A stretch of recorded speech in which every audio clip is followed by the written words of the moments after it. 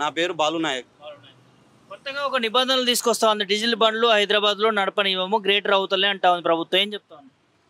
ఇంకా అది అవతలంటే ఇంకా మేము మా పెళ్ళం పిల్లలు అవి ఎట్లా చదవాలన్న?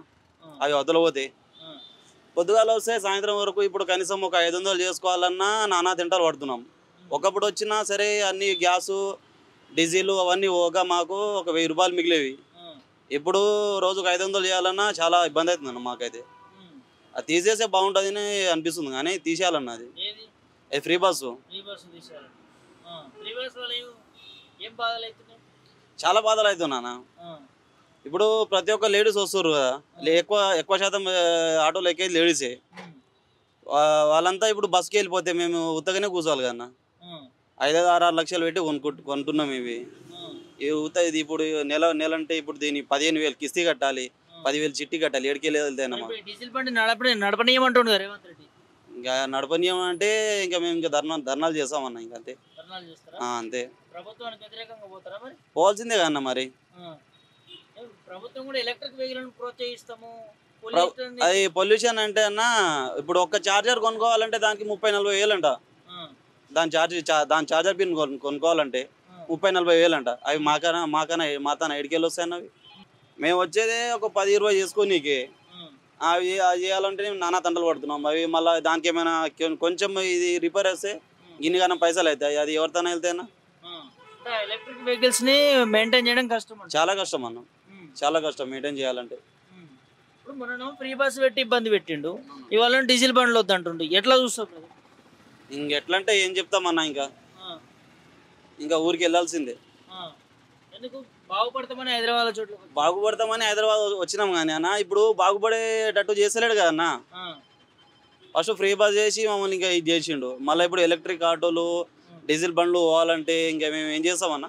మేము బతికేదే దానిపైన, మా బతుకుదేరే దానిపైన. ఇప్పుడు మేము అవి బంద్ చేయాలంటే ఇప్పుడు ఎట్లా బంద్ చేస్తాం? అది తీసుకుంటారా కొద్ది రోజుల్లో నిబంధనలు కూడా వస్తాయి, దీనికి సంబంధించి బంద్ చేపిస్తామంటున్నారు. ఇంకా బంద్ చేపిస్తామంటే ఇక దాన్ని ఏం చేస్తారన్న? ఇబ్బంది అయినా దానివల్ల చాలా ఇబ్బంది అన్న. ఇప్పుడు ఈ బండ్లు అమ్మాలంటే ఇప్పుడు ఎవరు కొంటారన్న? ఎవరు కొనలేరు కదా. ఇప్పుడు మేము తీసుకున్న రేటుగా ఇప్పుడు అమ్మాలంటే ఇప్పుడు మ్యాక్సిమం ఇప్పుడు ఎంత కడుగుతారు? 2 లక్షలకు 1,50,000. దాంట్లో ఇప్పుడు నేను తీసుకునే దీనికి 5,50,000 అన్న. అమ్ముతాను ఇప్పుడు దీనికి. ఎవరు కొనరు. కొనరు. ఇప్పుడు గ్యారేజ్లో అట్లా పడేసినా సరే ఇప్పుడు అట్లా ఎందుకు పడేస్తున్నాం అంటారు. దీన్ని పడేస్తే మేము ఏం చేయాలంటారు. ఇప్పుడు ఇవన్నీ తీసేస్తే రోజు రోజుకి ఆటో డ్రైవర్ అన్న పరిస్థితి ఏంది మరి? రోజుకు ఆటో డ్రైవర్ పరిస్థితి అంటే ఇంకా చెప్పలేమన్నా. రోజుకు గడుస్తలేదు. రూమ్ రెంట్ గిట్లా వెళ్తలేవు అన్న పైసలు. వెళ్తలేవు. రేవంత్ రెడ్డి ఇప్పిస్తారేమో అడగపోయినా? ఏం అడుగుతామన్నా? ఇంకా ఇప్పిస్తే తీసుకుంటామన్నా. ఇప్పేమని చెప్పు, దాని మీద సబ్సిడీ ఏమని చెప్పు, తీసుకుంటాము. అది ఏమంటాడు? మేమే కొనుక్కోవాలంటే మాకు ఈ అప్పులు తీర్చనీకి నానా తంటలు పడుతున్నాము. ఫైనాన్సులు కట్టలేక, చిట్టీలు కట్టలేక, రూమ్ రెంట్లు కట్టలేక ఒకరోజు వస్తే 2 రోజులు 3 రోజులు ఇంకా బయటనే ఉంటున్నాము. ఇంటికే పోతలేము. అట్లా ఉంది పరిస్థితి, ఆటోల పరిస్థితి. సో ఈ డిసిషన్ మీద వ్యతిరేకిస్తారా, స్వాగతిస్తారా? వ్యతిరేకిస్తామన్నా, స్వాగతించాము. ఎన్నో సంవత్సరాల నుంచి దీని మీదనే గడుపుతున్నామన్నా. ఇప్పుడు దీని నుంచి తప్పుకోమంటే ఎట్లా తప్పుకుంటామన్నా? చాలా మంది ఉంటారన్న. మ్యాక్సిమం హైదరాబాద్లో 60% డీజిల్ మీదనే ఉంటారన్న. అందరి పరిస్థితి అంటే ఇంకా వ్యతిరేకంగానే పోతామన్నా. అన్న రాంగ్ స్టెప్పే కదన్నా. ఇప్పుడు మా కడుపు మీదనే కొట్టిండు కదా. ఆయన. మేము ఇప్పుడు రూమ్ రెంట్ 6-7 వేలు, చిట్టి 10,000, ఫైనాన్స్ 15,000. ఇవన్నీ వెళ్ళాలంటే మాకు ఎడికెళ్ళి వెళ్తాయన్నా. ఫ్రీ బస్సు చేసి ఒకటి ఇది చేసిండు, మళ్ళీ మెట్రో ఒకటి, మళ్ళీ బైక్ ట్యాక్సీలు ఒకటి. ఇవన్నీ ఎట్లనో అట్లా ఎలా తీసుకుంటున్నాం. మళ్ళీ ఇప్పుడు ఈ డీజిల్ బండ్లు పోవాలి, ఎలక్ట్రిక్ బండ్లు రావాలంటే ఇంకా మేము ఎట్లా చేయాలన్నా? కష్టం కదా, చాలా కష్టం అన్న. ఇంకా ఆయనకే తెలియాలన్నా. ఫస్ట్ ముందు ఉన్న ప్రభుత్వం ఇంతగానం ఇబ్బంది పెట్టలేదన్న మాకైతే. కేసీఆర్ ప్రభుత్వం ఉన్నప్పుడు అయితే ఇంతగానం ఇబ్బంది పెట్టలే మాకు. అప్పుడు ఇబ్బంది లేకున్నా అన్న, జర ఫ్రీనే ఉన్నది. అప్పుడు అంత ఇబ్బంది లేకున్నది. ఈ ప్రభుత్వం వచ్చినాకనే చాలా ఇబ్బంది అంటే చాలా ఇబ్బంది అవుతుంది అన్న. అంటే ఇక్కడ ప్రధానంగా డీజిల్ బండ్లను ఎందుకు వెనక్కి తీసుకుపోతా ఉన్నారంటే ఇక్కడ పొల్యూషన్ని నివారించాలి, పొల్యూషన్ ఎక్కువ అవుతూ ఉంది కాబట్టి పొల్యూట్ కాకుండా చేయాలనేది రేవంత్ రెడ్డి నిర్ణయం అన్నమాట. ఏం చెప్తుందండి? ఇంకా అది ఆయనకి తెలియాలన్న, మనకు తెలియదు అది. అంతే అంటావా? అంతే అన్న. మరి మీకు న్యాయం చేయాలంటే ఏం చేయాలంట? ఇంకా న్యాయం చేయాలంటే ఇంకా మేము పోరాడాలన్న, అంతే. ఇంకా తప్పదు కదా. ప్రభుత్వం నుంచి ఎట్లాంటి అది మాకు సంవత్సరానికో నెలకో ఇంత ఇస్తాను చెప్పిండు కదా.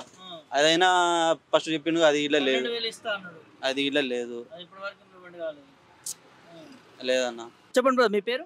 రమేష్ గౌడ్ నా పేరు. ఏం చేస్తుంటారు? Auto driving. ఎన్ని సంవత్సరాలు నడుపుతున్నారు? నేను 14 సంవత్సరాలు అవుతుంది ఆటో. 14 సంవత్సరాలు. ఎట్లా బ్రో, కొత్త ప్రభుత్వం వచ్చింది, ఇటేమో ఫ్రీ బస్ పెట్టింది, ఇప్పుడేమో డీజిల్ బండ్లను కూడా ఇక్కడ నడపనియొద్దని చెప్పి చెప్తా ఉంది. ఏం చెప్తారు? ఈ ప్రభుత్వం వచ్చిన తర్వాత ఫస్ట్ మా ఆటో డ్రైవర్ల పొట్ట కొట్టేశాడు.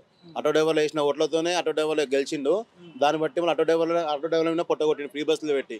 ఫ్రీ బస్సుల వల్ల ప్రయోజనం ఏమున్నది, దానికి ఎవరికి ఏమున్నది? అది ఆడలోకి 2,500 వేస్తా అని చెప్పినావు, అవి వేసి ఉంటే ఫస్ట్. ఫ్రీ బస్ వల్ల ఎవరికి ప్రయోజనం లేదు. ఈ ఫ్రీ బస్ ఇవ్వడం వల్ల కూడా అందరు కొట్టుకుంటున్నారు, బస్సులకే కింద పడుతున్నారు. ఒక అమ్మాయి కూడా మనం చనిపోయిన చెక్ పోస్ట్లో కూడా. ఫ్రీ బస్ వల్ల లాభం అనేది ఏం లేదు. మా పొట్టడు తప్పి ఫ్రీ బస్ వల్ల ఉపయోగం ఎవరికి ఏం లేదు. డీజిల్ బండ్లను ఇక్కడ నడపనియొద్దని చెప్తాను కదా.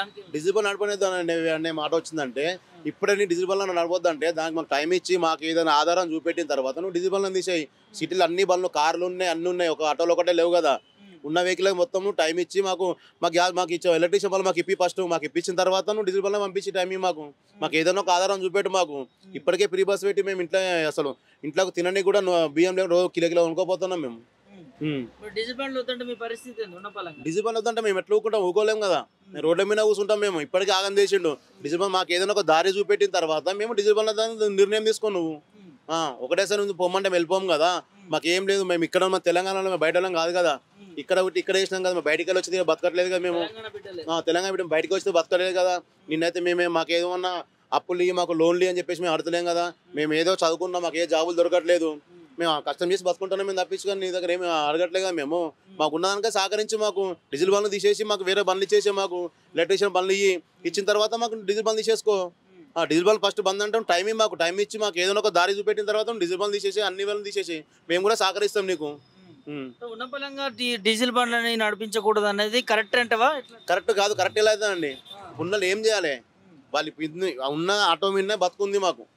ఆటో నువ్వు ఏకదమ్ము నడవద్దంటే మేము ఎక్కడికి వెళ్ళిపోవాలి? ఏం చేయాలి? మా పిల్ల పరిస్థితి ఏంది? మేము ఏదో దొంగతనాలు చేసి బతకాలా, ఇంకేమైనా చేసి బతకాలా? మా పని అది కదా. ఆటోలను ఒకటే కాకుండా కార్లని, బస్సులను కూడా డీజిల్తో నడిపే వాటి అన్నింటిని కూడా తీసేయాలంట. అన్నింటి తీసేయాలండి. ఒక డీజిల్ బండి ఒకటి వల్ల ప్రాబ్లం లేదుగా. పొల్యూషన్ ఆల్ వెహికల్తో ఉన్నది కదా. ఆల్ వెహికల్ తీసేస్తే ఒక డీజిల్ బండితో కాదు కదా. ఆల్ వెహికల్ ఉన్నది, ఆల్ వెహికల్ తీసేసాలి. కార్లు కానీ అన్ని లారీలు, డీసీఎంలు అవి అన్నీ ఉన్నాయి. వాటితో పాటు ఆటోలు కూడా తీసేయాలి. ఆటోలో ఒకటి ప్రత్యేకంగా లేదు కదా. ఆటోల వల్ల పొల్యూషన్ రావట్లేదు కదా. కార్లు కూడా ఉన్నాయి, వాటితో పాటు ఇవి కూడా తీసేయండి. టైం ఇచ్చి బైకుల్లో డీజిల్, పెట్రోల్ ఉన్నాయి, పెట్రోల్ గ్యాస్ ఉంది, బైకుల్లో. ఎట్లా చూస్తారంటే ఈ డిసిజన్ అనేది కరెక్ట్? డిసిజన్ కరెక్ట్ కాదు. దానికి ఒక నిర్ణయం టైం అనేది ఉంటుంది. ఎగ్జామ్ సొంతం తీసి ఎవరు తీసేయలేరు. ఏం చేస్తారు? డిసిజన్ కరెక్ట్ కానే కాదు ఇది. ఇంకోటి ఇక్కడ ఏదైతే కాలుష్యాన్ని ఎక్కువ కానేయకుండా చూస్తాం దీనివల్ల అని చెప్పి ముఖ్యమంత్రి అంటా ఉన్నాడు. మరి దానికి మేము కూడా సహకరిస్తాం, కాదంటలేం. కాలుష్యం అంటే ఉన్నాయి కదా. ఇప్పుడు టైం ఇవ్వాలి కదా. మీ డీజిల్ బండ్లనే వాళ్ళు కూడా డీజిల్ బండ్లే తిరుగుతున్నారు కదా. ఫస్ట్ వాళ్ళు కూడా డీజిల్ బండ్లే తిరుగుతున్నారు కదా. వాళ్ళు కూడా డీజిల్ బండ్లే తిరుగుతున్నారు కదా. ముఖ్యమంత్రి, మంత్రులు, ఎమ్మెల్యే అంతా డీజిల్ బండ్లే తిరుగుతున్నారు కదా. ఇప్పుడు వాళ్ళైతే ఛార్జింగ్ బండ్లు పెట్టుకుని తిరుగుతలేరు కదా. వాళ్ళు తీసేసిన తర్వాత మాకు కూడా చెప్పండి, అందరు తీసేయండి. ఇప్పుడు వాళ్ళే ఫస్ట్ వాళ్ళు తిరుగుతున్నారు. వాళ్ళైతే తిరిగే డీజిల్ బండే కదా. కరెక్ట్గా అయిపోతుంది. డీజిల్ బండే వాళ్ళు తిరగదు. అయితే వాళ్ళైతే ఛార్జింగ్ వల్ల తిరగట్లేదు కదా. ఏం చెప్తున్నా? సంవత్సరం పాలన ఎట్లుంది? సంవత్సరం పాలన ఏముందని ఏం పాలన లేదండి. అందరి వేస్ట్ అయిపోయింది. వచ్చి ఎవరికి ఏం ఆధారం లేకుండా, ఏ పనులు లేవు, డ్యూటీలు లేవు, అన్నీ ఆగిపోయినాయి, ఏం లేవు. ఆటో డ్రైవర్ పరిస్థితి చెప్పలేనంత బాధ. ఫైనాన్షియల్ వేధింపులు ఉన్నాయి. ఇంట్లోకి పోతే ఇంట్లో పిల్లలతో కొట్లా గొడవలు. ఏం చేస్తున్నావు? పొద్దుంతే బండి కానీ రోజు ఆ టెన్షన్లకు తావుడు అవుతుంది తప్పించి కానీ ఇంకేం చేసేయలేదు. రోజు కిలో బియ్యం కొనుక్కోపోతున్నాం. రోజు పొద్దుంతా కొడితే 300 అయితే లేవు. ఇంతకుముందు ఒక 1000 రూపాయలు చేసుకుంది ఫ్రీ బస్ లేక ముందుకు. 300 కూడా ఇంటికి తీసుకోపోవట్లేదు. పిల్లలు ఎట్లా చదివించాలి? ఫ్రీ బస్ పెట్టినావు, పిల్లలు పెట్టకపోయినావు, విద్యా సంస్థ పెట్టకపోయినావు, అలా గుర్తు చేసుకుంటారు. ఫ్రీ బస్ వల్ల ప్రయోజనం ఏమున్నది? ఏం లేదు మాకు. ఫస్ట్ వచ్చి మా పొట్టగొట్టినానే రేవంత్ రెడ్డి కలిసి ఫస్ట్ ఆటో డ్రైవర్ల పొట్టగొట్టిండు. అది గెలిపించినందుకు మాకు శాపం. అది గెలిపించినందుకు శాపం పెట్టిండు. మార్పు అనుకున్నా, మార్పు కాదు. ఇలా మాకే మంచి గట్టి షాక్ పెట్టిండు ఆటో డ్రైవర్లకు ఫస్ట్.